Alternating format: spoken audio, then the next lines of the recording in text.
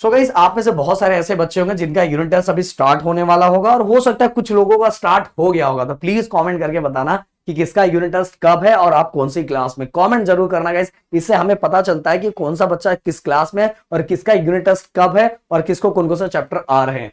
तो बात करते गाइस कि सबसे पहले आपको पता रहना चाहिए कि आपके एग्जाम के बीच में कितने डेज अभी बचे हुए हैं।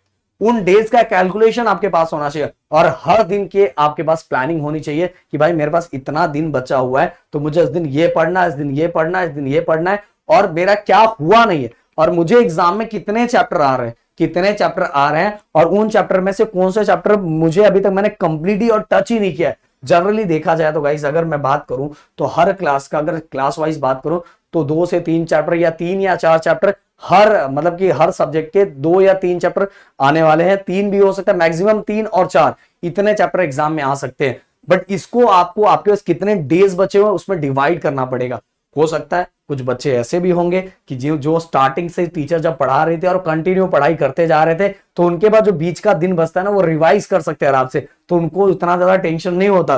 बट कुछ बच्चे ऐसे होते हैं कि जिनका भाई पढ़ाई लास्ट में होता है, जो गलत है, बिल्कुल जो गलत है। बट भाई अब लास्ट टाइम आ गया तो हमें गलत सही बोल के मतलब नहीं है। अब जो टाइम बचा हुआ है उसको प्रॉपर तरीके से प्लानिंग के साथ यूज करके हमें अच्छा स्कोर करना है।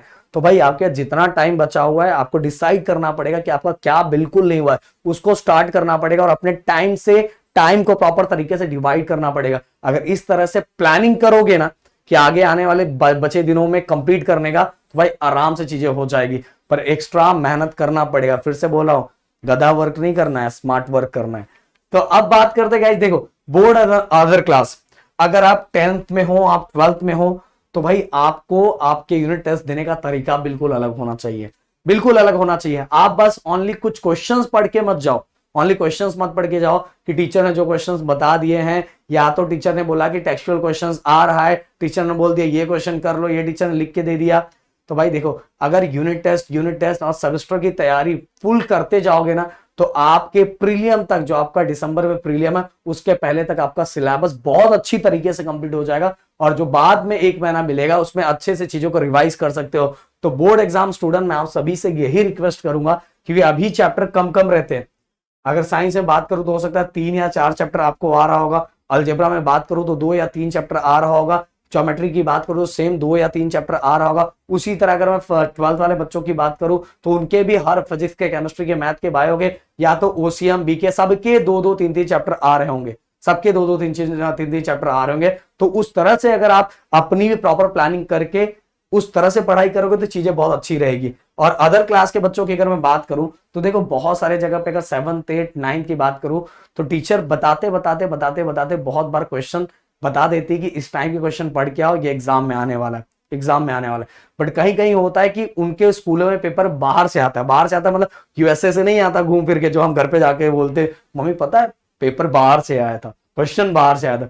क्वेश्चन बाहर से नहीं आता, बस टर्म्स चेंज हो जाता है और हम जाके घर में बोलते बाहर से आया था। प्लीज कमेंट करके बताओ ये कितने लोग ऐसा बोलते हैं। मुझे पता है क्यों बोलते हैं और आप भी समझते हो क्यों बोलते हैं, पर प्लीज ईमानदारी से कमेंट करना कि कौन ऐसा अभी तक बोला है कि बाहर से आया है। उसको पता है, वो इतना समझदार है, पता है, बट फिर भी क्यों यूज करता है वो हम समझ सकते हैं। तो गाइज, अगर आप अदर क्लास में हो तो एक ऑप्शन ये है कि 7th 8th के बच्चों को तो क्वेश्चन जनरली पता चल जाता है, टीचर जो लिखवा के देती है और जो क्वेश्चन होता है उसमें से ही आता है। और आप अगर फिर भी अगर आप कुछ एक्स्ट्रा करना चाहते हो तो आपने टेक्सचुअल क्वेश्चंस को कंप्लीट करो।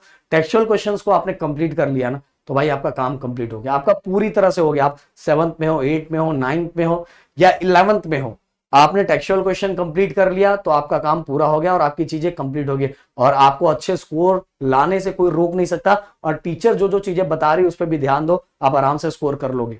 इसके बाद गाइस, सबसे बड़ी बात, आपके अंदर खुद का मोटिवेशन होना चाहिए। यार मैं करूंगा करूंगा करूंगा और करके ही रहूंगा, भले मैंने पिछले साल नहीं किया था, इस बार मैं बहुत अच्छा स्कोर करूंगा। अगर आपका सेल्फ मोटिवेशन है आपके अंदर कि मैं करके दिखाऊंगा, इस बार ये एग्जाम्पल सेट करूंगा, जब जो टीचर्स या जो मेरे दोस्त या जो भी मेरे रिलेटिव जो मेरे ऊपर पॉइंट उठाते थे, पॉइंट आउट करते थे कि ये कुछ नहीं कर पाएगा, उनको मैं करके दिखाऊंगा। और उनके घर पे, अगर वो मुझसे भले नहीं पूछेंगे, पर उनके घर पे व्हाट्सअप एंड मैं उनको भेजूंगा अपना रिजल्ट दिखाने के लिए। ये मोटिवेशन होना चाहिए कि मैं इस बार करके दिखाऊंगा। और दूसरे के लिए छोड़ के खुद के लिए यार करना है, मुझे खुद के लिए, मुझे खुद को भी दिखाना है कि मैं कर सकता हूं। इसीलिए अपनी चीजों को डिवाइड करो और आप चाहो तो कुछ भी कर सकते हो। सब चीजों से अलग हो जाओ, आपके बुक से प्यार करना सीखो, और बुक से अगर प्यार करना सीख लोगे ना यार, तो अपने आप सब चीजें मिलती जाएगी। इसीलिए बोल रहा हूं, सबसे प्यारी चीज बुक है, उसको पसंद करना सीखो। जब तक उसको पसंद करना नहीं सीखोगे तब तक उससे हम दूरियां ही हमारी बनती रहेगी, उससे नजदीकियां बढ़ाओ। बट उसको समझो कि यार यही सब कुछ है, ये रहेगा तो बाकी सब लोग अपने आप रहेंगे। ये मेरी बात दिमाग में डाल लो। इसके बाद बात करते गाइस, देखो रूल्स। अगर आप 7th 8th 9th 11th में हो तो आपको अपने स्कूल का रूल समझ लेना है कि टीचर को कितने पॉइंट्स चाहिए, पेपर में कैसा चाहिए, क्या चाहिए पेपर को, पेपर का अंडरलाइन टीचर ने कैसे बोला है वो टीचर के अकॉर्डिंग ही करना है।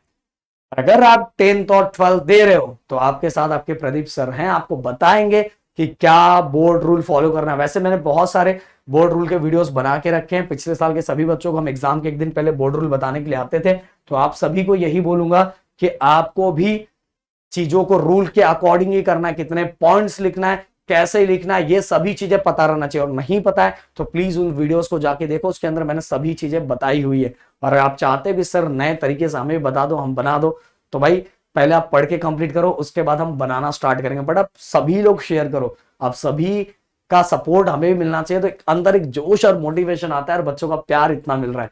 और गाइस अगर मैं लास्ट टू लास्ट बोलूं कि अगर आप डेली प्रैक्टिस नहीं कर रहे हो और आप प्लानिंग तो बना रहे हो, आप सुबह उठ रहे हो कि नहीं, सुबह नहीं, रात को सोने के टाइम में बोलोगे कि मैं कल से पढ़ूंगा, कल से करूंगा, और ये कल से करते करते करते ना एग्जाम का एक दिन, एग्जाम का दिन पहुंच चुका रहता है और कल के दिन एग्जाम रहता है, और फिर आज दिन भर बैठे रहते हैं हम लोग। ऐसे करने से कुछ नहीं होगा।